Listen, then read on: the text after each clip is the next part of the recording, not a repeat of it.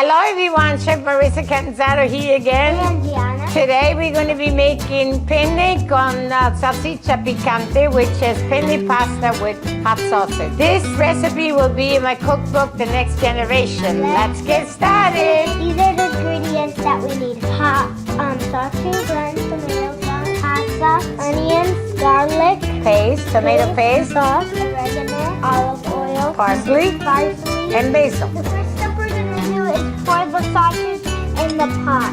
And then we're going to mix it up and let it cook.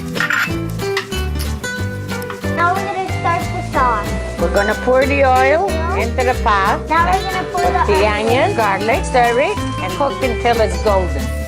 Now we're going to put the sauce in the pot. And my pasta here, well drained, and now I'm going to put the hot sauce on it. Add some Parmesan cheese. Here's our final product. Thank you for watching. Stay tuned for my next recipe, and bon appetit.